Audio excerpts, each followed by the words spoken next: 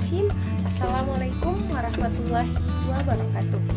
Perkenalkan, nama saya Nur Arsda dengan NIM 230501501027 dari Program Studi Pendidikan Bahasa dan Sastra Indonesia, Fakultas Bahasa dan Sastra Universitas Negeri Makassar, kelas B angkatan 2023. Pada kesempatan kali ini, saya ingin membawakan sebuah materi karangan narasi yang merupakan salah satu materi sekolah dasar tingkat atas.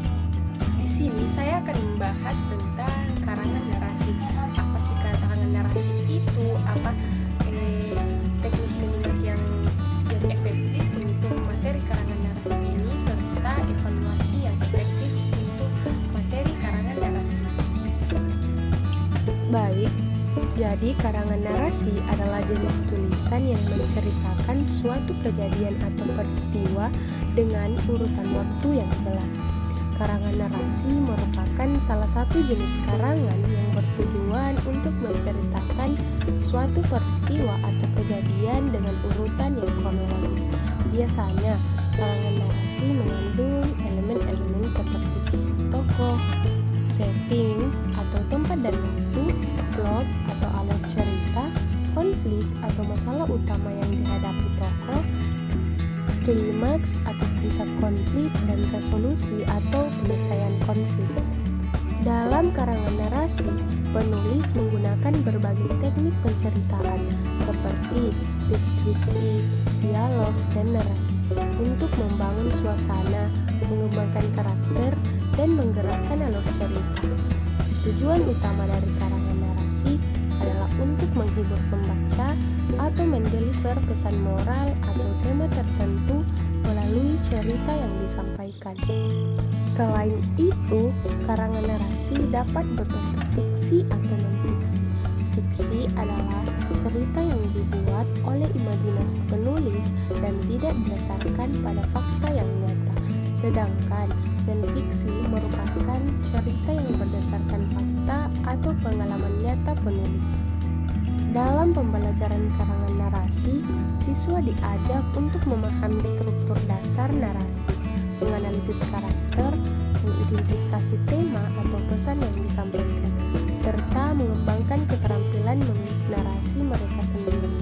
Hal ini bertujuan untuk meningkatkan pemahaman siswa tentang berbagai teknik penceritaan dan memperkaya kemampuan mereka dalam mengekspresikan ide dan pengalaman melalui tulisan. Berikut contoh karangan narasi dengan judul Liburan ke Rumah Nenek. Liburan sekolah kali ini, aku dan keluargaku pergi ke rumah nenek di desa. Perjalanan menuju desa sangat menyenangkan. Kami melewati sawah-sawah yang hijau dan sungai yang mengalir dari. Sesampainya di rumah nenek, kami disambut dengan senyuman hangat dan hidangan istimewa. Hari-hariku di desa diiringi dengan bermain di kebun, membantu nenek memasak dan memancing ikan di sungai. Setiap malam nenek bercerita tentang masa kecilnya yang penuh petualangan. Liburan ini benar-benar memberikan kenangan indah yang tak terlupakan. Selanjutnya, teknik menyimak yang efektif untuk materi karangan narasi. Salah satu teknik menyimak yang efektif untuk materi karangan narasi adalah teknik menyimak interaktif. Teknik menyimak interaktif adalah pendekatan yang memungkinkan siswa untuk aktif terlibat dalam proses menyimak. Menyimak secara interaktif terjadi ketika kita sedang melakukan percakapan melalui tatap muka dan percakapan melalui telepon atau video call. Pada kegiatan menyimak secara interaktif ini, kegiatan menyimak dan berbicara dilakukan secara bergantian. Oleh karena itu, kegiatan menyimak ini disebut dengan kegiatan menyimak interaktif karena kita bisa bertanya untuk memperoleh penjelasan dan sebuah informasi. Tujuan dari teknik menyimak interaktif adalah untuk memastikan pemahaman yang baik terhadap materi yang didengarkan serta memperkuat keterampilan menyimak dan berpikir kritis. Teknik ini melibatkan beberapa tahapan. mulai dari pendahuluan hingga refleksi. Langkah-langkah teknik menyimak interaktif yang pertama yaitu pendahuluan. Seperti guru memperkenalkan topik atau materi yang akan disimak kepada siswa. Hal ini bisa dilakukan dengan memberikan konteks singkat atau mengaitkan materi dengan pengalaman atau pengetahuan sebelumnya. Langkah yang kedua yaitu penyimakan. Seperti siswa mendengarkan dengan seksama materi yang disampaikan oleh guru, baik itu berupa cerita, pembacaan teks, atau rekaman audio. Siswa diminta untuk fokus pada informasi yang disampaikan dan mencatat hal-hal penting yang mereka perhatikan. Langkah yang ketiga yaitu interaksi. Setelah penyimakan selesai, guru mengajukan pertanyaan terkait materi yang telah disimak kepada siswa. Pertanyaan dapat berupa pertanyaan pemahaman, analisis, atau evaluasi yang mendorong siswa untuk berpikir lebih dalam tentang materi tersebut. Langkah yang keempat yaitu diskusi. Siswa berdiskusi dengan guru atau sesama siswa untuk berbagi pemahaman mereka tentang materi yang disimak. Diskusi ini dapat membantu siswa untuk melihat perspektif yang berbeda dan memperluas pemahaman mereka. Dan langkah yang kelima atau yang terakhir yaitu refleksi, yang dimana siswa diminta untuk merefleksikan apa yang telah mereka pelajari dari proses menyimak tersebut. Hal ini bisa dilakukan dengan menyimpulkan inti dari materi yang disimak, mengidentifikasi hal-hal yang mereka pahami dengan baik, dan menentukan area yang masih memerlukan pemahaman tambahan. Selanjutnya, evaluasi yang efektif untuk materi karangan narasi. Untuk evaluasi materi ini, kita bisa menggunakan beberapa metode sebagai berikut.